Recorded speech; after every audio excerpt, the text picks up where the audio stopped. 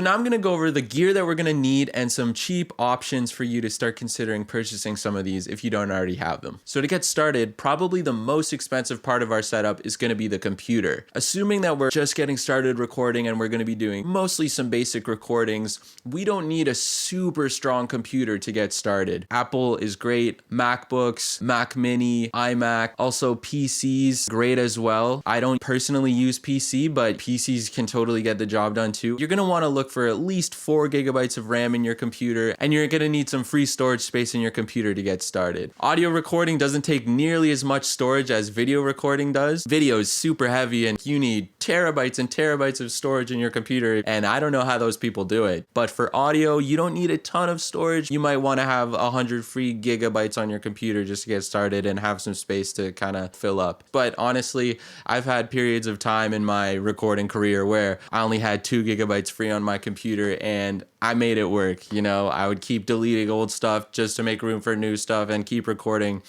That was with a computer that was getting pretty old to the end of its life and I was running out of space. So I did what I had to do. Hopefully you have a couple free gigabytes on your computer and you can start recording now. Another thing to mention is that the bigger your projects become, the more computer processing that you're going to need to handle all these things. If you're just getting started and you're doing simple recordings with one vocal part or one voiceover, then that's going to be pretty simple. You don't need a crazy computer to do that stuff. And I think it's more important to just get started and start to learn how to do it. Worry about processing power later. Use what you got. You don't have to go out and spend a bunch of money. Most people have a computer nowadays, so probably whatever you have is going to be capable of making at least some basic recordings. Personally, I love Apple computers. I'm a big Apple guy. Apple computers come with GarageBand, which is a free recording software. Apple also offers a software that is a more professional tier called Logic Pro, which runs about $200 once you have an Apple computer. Both good options. I'm going to be showing examples in this course with GarageBand as well as some with Logic. Love Apple and I definitely recommend it. So the next piece of gear to consider is going to be our microphone. Microphones can range from $20 to insane prices like $100,000 for classic vintage microphones and rare microphones and microphones that aren't being made anymore. But we don't need that super expensive stuff. We can get by with a microphone, I would suggest, that runs about $100. This was the very first mic I ever had.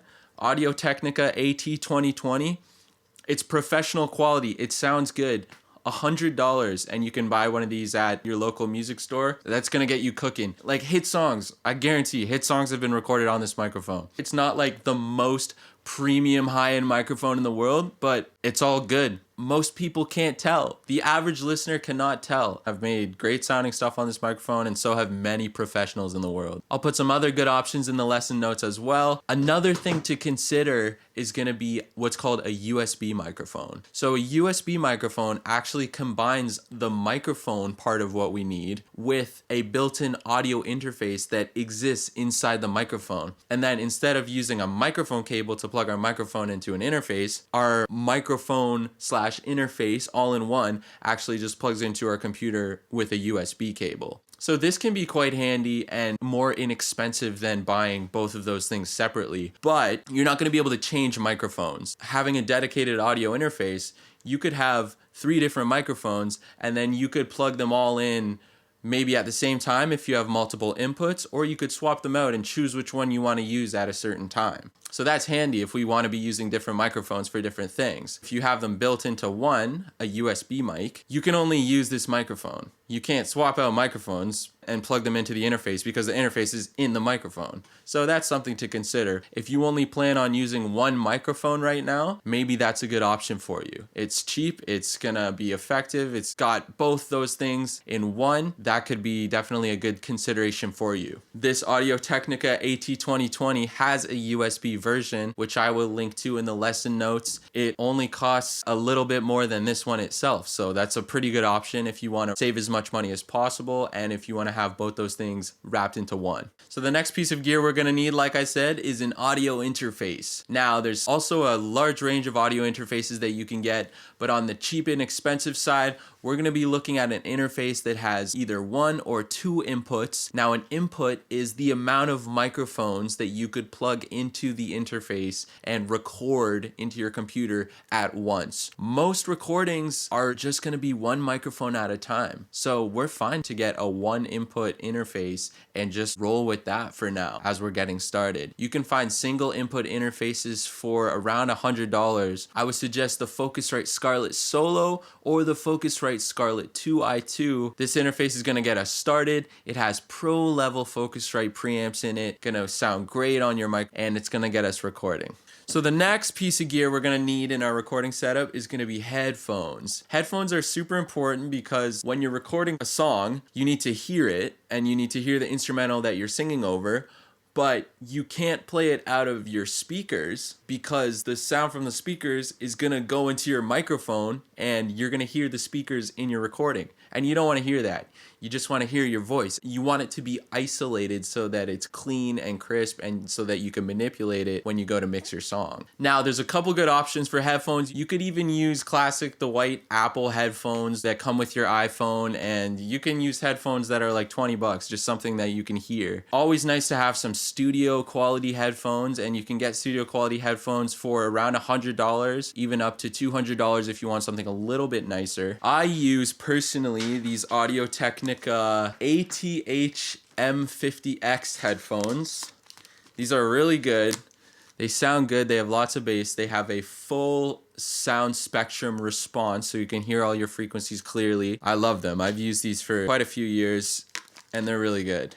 Now, something to consider when you're looking at headphones, you need to plug your headphones into your audio interface. And the headphone jack where you plug it in is usually of this size. Now, if you have headphones that have this jack, the 1/8 of an inch jack, you're gonna need what's called an adapter, which is this. And the adapter just takes the 1/8 inch size and turns it into the 1/4 inch size so you can plug it into your interface. You can buy this separately at your local electronics store. It costs like $1. They're super cheap. Most studio headphones come with this jack anyways. This one came with the headphone. Regarding something like Bluetooth headphones, you probably want to stay away from recording with Bluetooth headphones because it tends to have a lag. So if you are listening on Bluetooth headphones and then trying to record, there's going to be a delay and it's going to make it super hard to record. I've tried to do this before and did not have success with it. Almost impossible to record. So you definitely want to have headphones that are wired. Now, another piece of gear to consider is speakers. Speakers are not going to be 100% necessary if our goal is to just begin recording something on a microphone.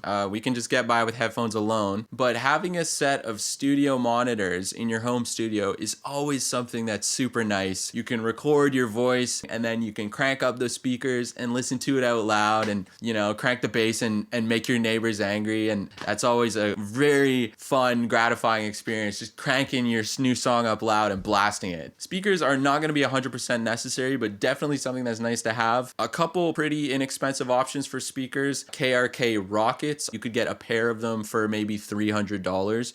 You could probably even find some cheaper ones for around $200. Definitely something to consider is speakers. Now, the last thing we may need to purchase for our recording setup is going to be our DAW, or our digital audio workstation. And this is going to be the software that we record, that we use in our computer, that we hit record and it starts recording our microphone, and then we can play it back and maybe we can cut up our recording and do all kinds of post editing and all this stuff. So that's our digital audio workstation. With every Apple computer, you get GarageBand for free. Honestly, that's what I would recommend starting on. If you have an Apple computer, download GarageBand if it's not already on your computer, and open up GarageBand and check it out. That's going to be the easiest thing to start with. If you want more premium features and a little bit of a more professional suite of software, the next tier up on Apple is going to be Logic Pro. Logic Pro is great. I've used Logic for many years and it's a fully fledged recording software. So I also love Ableton, Cubase. Lots of people use FL Studio for making beats. If you're using a PC, there's a free software called Audacity. If you want the least barrier to entry possible, you can download Audacity for free and start recording. You can check out Cubase. You can check out Pro Tools. Definitely lots of options. But if you have an Apple computer, I would recommend just beginning with GarageBand. That's going to be the easiest thing to get you started.